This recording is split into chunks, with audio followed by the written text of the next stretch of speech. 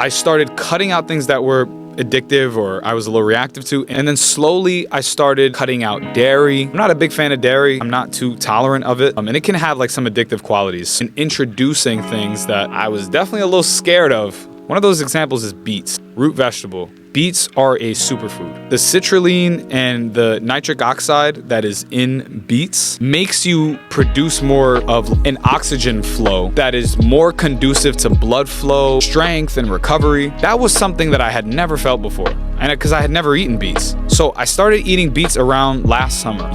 There are probably 3 other foods that have like a true impact on your physiology like beets do. If you have a giant bowl of kale, you'll feel pretty limber and full, but you'll feel content. You might be a little bloated. If you have a big buttery steak and a glass of water, you'll feel super strong and you'll feel mental clarity. That's definitely a real phenomenon. You know, if you eat bad foods, you'll feel bad, but I'm really talking about the positive effects here. But beets, picture it like when you come from a very long run. It's super hot out, but you feel the blood flowing through your body in this pump, and it's just kind of like revitalization. Then you jump in a nice cold pond or something like that, or a lake where you take a cold shower. The feeling you get afterwards is the feeling that you get from eating beets. That is the feeling that I want to reach all the time. That feeling of being empowered, not just like muscle strength, but like blood flow. When you're just sitting down, just kind of alive, the blood flow and circulation is very different than when it's reaching your fingertips, reaching your toes. Your heart doesn't really pump all the way down there unless like your feet are up in the air, you're running. It's not the same kind of circulation as when you're running or after eating beets. That was an example of something that truly changed my life